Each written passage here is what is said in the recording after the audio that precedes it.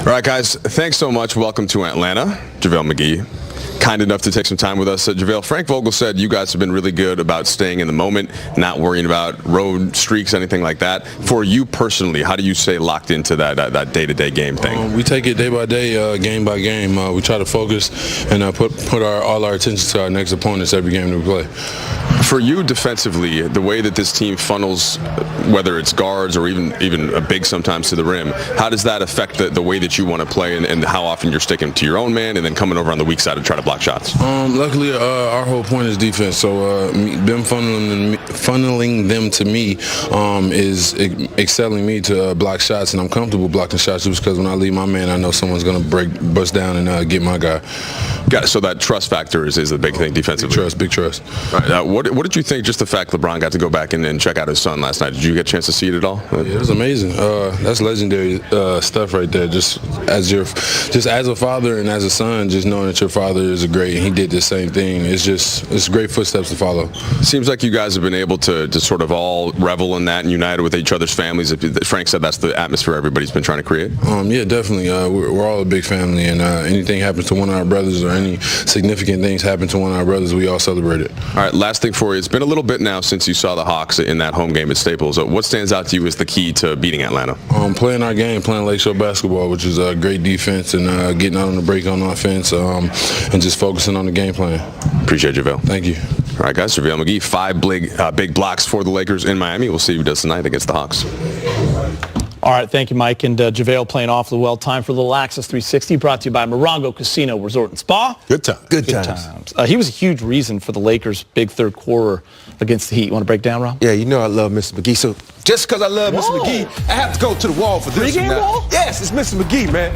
Right here we got to talk about how well he activated the Lakers in the third quarter. Here you see you got the pick and roll coming, and it's one of those pick and roll you have two bigs, but now AD goes back up, and look at JaVale. He's getting possession. He says, oh, I'm going to make you work for this pass. He plays and plays. Look, oh, I got beat. I'm going to recover, but I'm not going to do what most bigs going to do. I'm going to stay down and jump. After you jump, I catch you at the top of the rim for the block. Good block there by Mr. McGee. Here, we got another situation. Now I got you on the wing.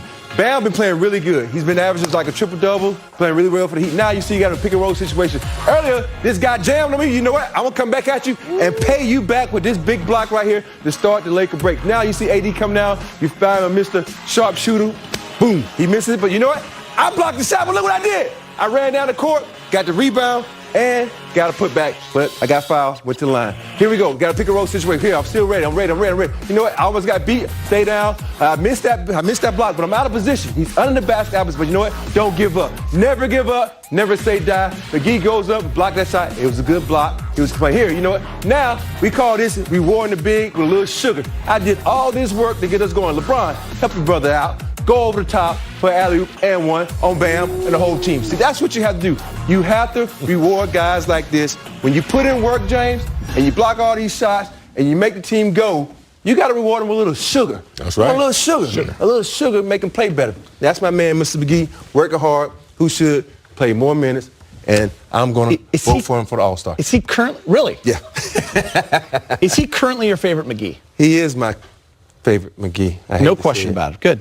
But you a close second. You are on my list of favorite McGees, not like some people when I'm not on their list. Top 5 McGees. Yes, exactly. I appreciate that, Rob. Great breakdown. We thought you were going to go into the screen, actually. There was some concern because that thing's expensive. You were in that. But, man, I'm pointing it out, man. I got to be in there. No, I like it. One day they're going to put me on the screen. Do you start to like going up there? When it's for people I like. Yeah. Well, it's good. Now you know. All right. When they winning, all good. It's all fun. If they win tonight, will you go again? Oh, they get my all when they win. All right, let's go inside Access then. I like it. Let's go inside Access. JaVale McGee's minutes have gone down each month, but his production big game has gone up, especially on the glass. He's averaging almost 15 rebounds per 36, playing less minutes than any other full-time starter in the NBA. Rob wants him to have more minutes. Big game. What do you think of the McGee-Howard timeshare and how they've been used this season? Seems to be working great for Coach Vogel. It has. I'm starting to agree with Rob a little bit. Rob's philosophy is if McGee's going well, leave him in the game. I think some coaches get used to a formula of minutes and where they're going to play a certain player certain minutes and then they're going to play. But remember, Dwight Howard's numbers were extremely efficient early on, too. So it's a tough. I don't have a problem with who's in the game, but McGee is a specialist. he's a specialist. You know, he tracks the ball very well. He never leaves his feet. He doesn't leave his feet till the offensive player leaves his feet.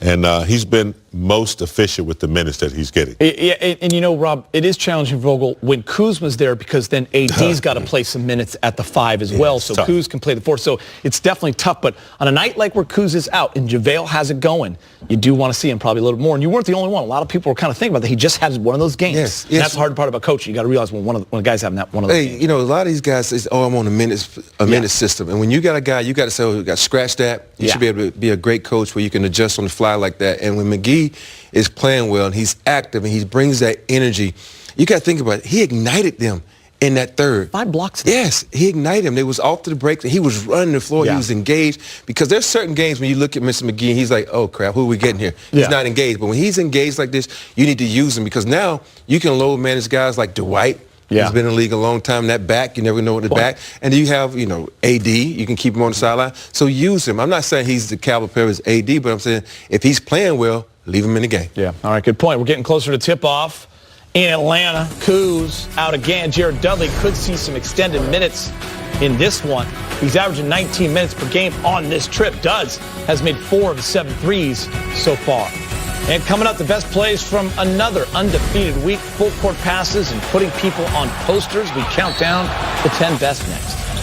The Sunday night encounter, the Hawks and the Lakers. Keys to the game tonight contain Trae Young. Trae going to attack the basket, strong to the basket, lays it in. Here he goes to the rim with that quick first dribble. LeBron steps back and scores. LeBron all the way. He lays it up and in. Playing at just an extraordinarily high level and dominating. LeBron again, perfect alley-oop. The scouting report tonight was pick him up at the other three-point line so he can't get no threes off. LeBron up against it, scores anyway. 30 feet out, drains another one. The 9th time Trae Young will be their leading scorer. He's at 31 tonight. LeBron just one behind. Not for long. You're absolutely right. 33 for number 23. 2 great point guards, very different styles. LeBron got the better of Trae Young back on November 17th, 33 points, 12 assists, and 0 turnovers. Trae Young had 31, 7, 8 turnovers, and the loss. So LeBron leads the league in assists. Trae Young is 4th. What intrigues you about seeing LeBron and Trae Young, James? I don't know, 2 different styles. I know. mean, Young is 6'1", 180 pounds. Yeah. LeBron is 6'8", 270. I don't know.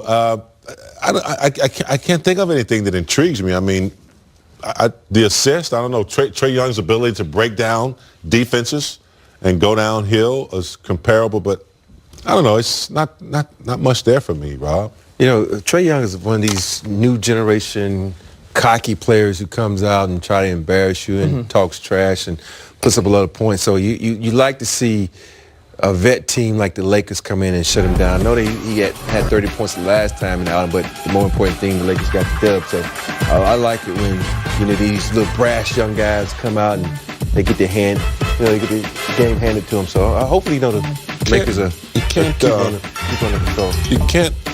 You can't put them on their ass anymore like you used to. He's a lot of fun to shut watch. him up. You can't. He is a lot of fun to watch. He makes a lot of fun plays. Yeah, he really is. I remember shoots from the logo. Yeah, I mean, and like James says, they will not be matching up against each other. No. There's a 100-pound difference almost between those two. So there's going to be definitely some cross matchups. I remember when Trae Young was going through workouts before the draft, and I talked to someone from a different team besides the Lakers, and he said, we're a little nervous about drafting Trae, because they ran him off a bunch of screens and a bunch of picks, and he kept getting blown off. They were worried about him being a good defender, and I don't think he is a good defender. I mean, it looks like if the wind blows, he's going to fall over, right? But he's really compensated by scoring a lot of points and getting this team involved. It's not a very good